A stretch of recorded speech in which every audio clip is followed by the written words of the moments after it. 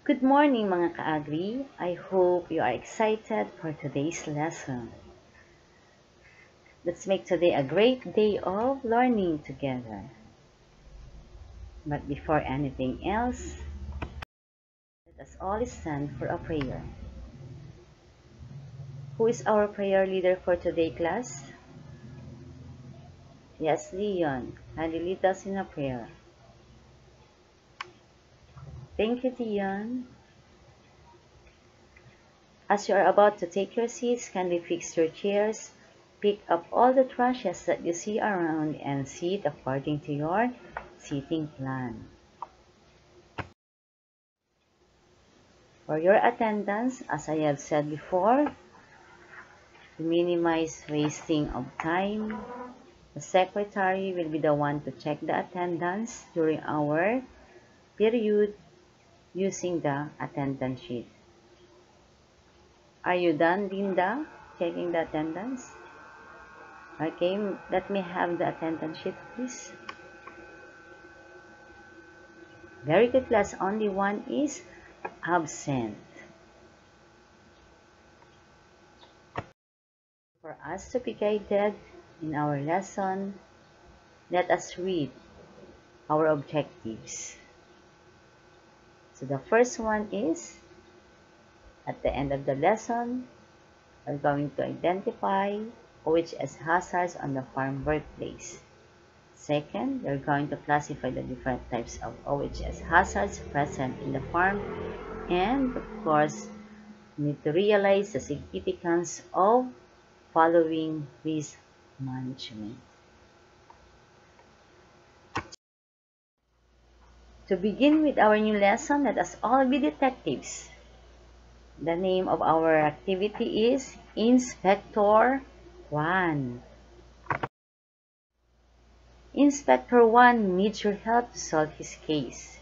In his way of solving the case, he is holding a strong evidence, a cipher code breaker. In this case, the key letter is letter C. So are you familiar with the different letters of the alphabet? I hope so. You better go back to grade 1 if you don't know the letters of the alphabet, isn't it? So the key letter is letter C. So what does it mean by that? If you see letter C in the word to be deciphered, it corresponds with letter A. And if you see letter D, the corresponding letter is letter B, and so on. Okay? So be his detective. Help Inspector Juan solve the case. The first word. What do you think is the first word using the cipher code breaker? Occupational. Very good. You're a fast learner. Yes, that's right. Yeah. And is safety. Great job, young detectives. With that achievement, you are ready to gain more knowledge about occupational health and safety. And for you to become a better detective, let us read entitled Farm Safety First. But before that, let us read first the guide questions. Who would like to read the first question? Okay, the second question you read. The third, the fourth, and the fifth. So, after reading the selection, you will be able to answer these questions. So the title, the selection is Farm Safety First by Vincent O. Tumagin. So let's have the popcorn reading. Are you familiar with popcorn reading?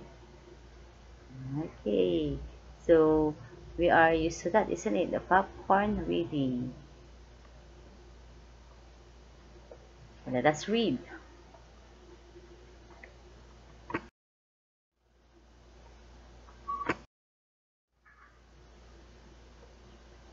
It was nice hearing all your voices.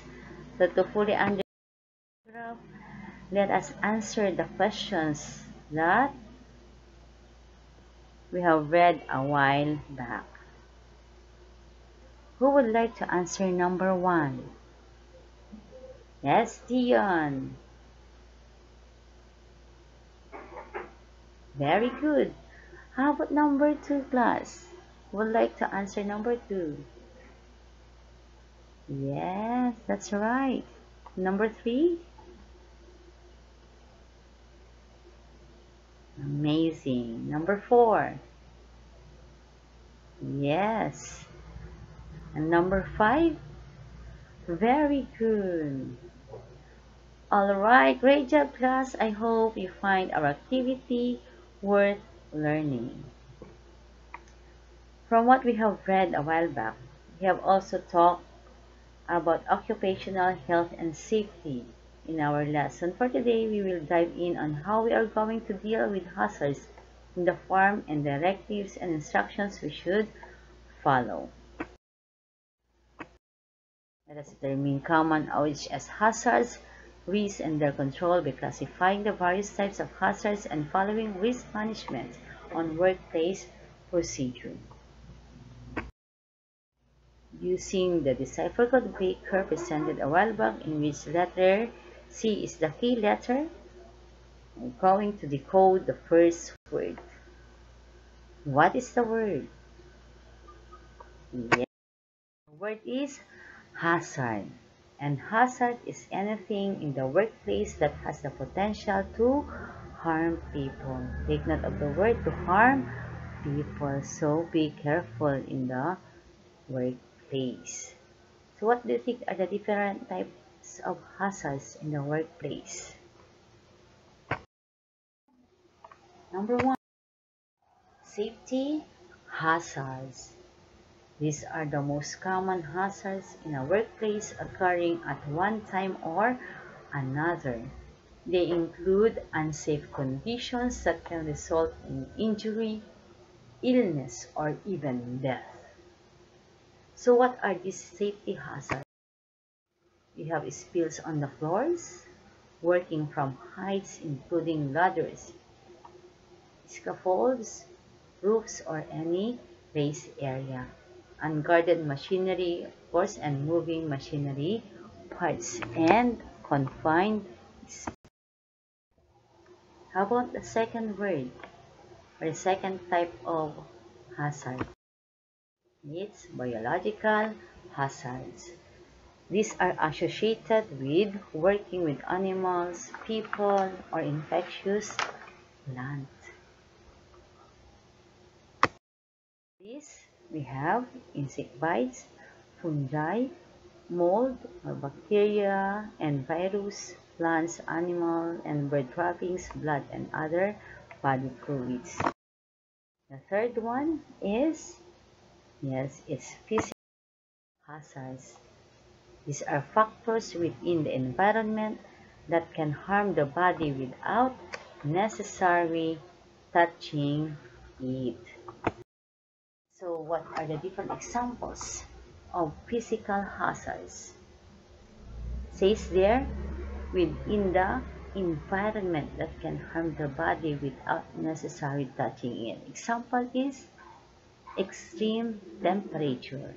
You cannot touch extreme temperature, either hot and cold. Constant loud noise. Of course, you cannot touch noise. High exposure to sunlight or ultraviolet rays. Radiation, including ionizing and non-ionizing. The fourth type of hazard. What do you think is the fourth type of hazard? Let us see. It's ergonomic hazards. These occur when the type of work, body positions, and working conditions put a strain on your body. Short-term exposure may result in sore muscles, and long-term exposure can result in serious illness. Hazards are improperly adjusted workstations and chairs. So you should position your chairs properly. Repeating the same movements over and over. Having to use too much force, especially if done frequently. And the last one, we have using the cipher code breaker. What is the word? It's chemical hazards. These are present when a worker is exposed to any chemical preparation in the workplace in any form, like solid, liquid, or gas. Chemicals can cause illness, skin irritation, or breathing problems. So, can you give me examples of chemical hazards?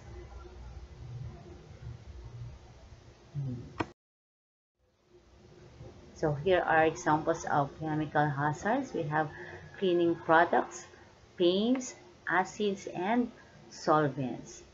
Flammable materials like gasoline and explosive chemicals. We also have vapors like fumes that come from welding. So these are the different types of hazards. What are again the different types of hazards, class? Yes, we have safety hazard,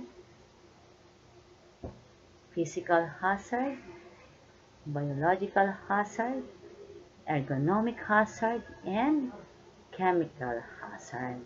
Very good, class. And why do you think it is important for us to know these different hazards in the workplace? Yes, very good. For us to know how to mitigate this to reduce accidents in the farm workplace. For us to reduce accidents in the workplace, we need to follow the risk management 4-step process. And what are these? We have, okay, let us complete the table. What do you think is the first step? Second step, the third step, and the fourth step. Let us see if you got it right. First one is identify the hazard. Did you get it? Assess the risk associated with the hazard. 3. Control the risk rather, and review the process. Okay, any question about the different types of hazards and risk management 4-step process? Let's have the word, or let's have an activity called Samarash. What are you going to do? You will synthesize what you have learned from the lesson through a digital quest. A link will be presented. All of you are required to enter the link. If you don't have internet access, you can pair up with your seatmate to truly engage in the lesson, or you can connect to my Wi-Fi. Once entered, you can now type your insightful thoughts about the lesson with your name. For example, Insect Bites Mad. So, the workplace or the farm workplace is now hazard-free. Let us see if you can really reduce accidents in the farm work. You will be divided into 5, and each group will present a farm scenario focusing on betrayal of the hazards. While one group is presenting, the other groups will list down and classify the hazards detected and share approaches to reduce these hazards. Okay, for your assessment. So for the assessment, you will be given QR codes as an entry pass for the post-test. In the assessment proper, each of you will answer individually through your own QR codes to be scanned by the teacher. Once scanned, the learners who got the correct answer will be projected in the television. So you need to read and analyze each item, then choose the letter of the correct answer. As we conclude, let us take a look at our objectives for today's lesson. Show me your thumbs up if you agreed that we have achieved it, and your thumbs down if otherwise. Okay. Thank you, class.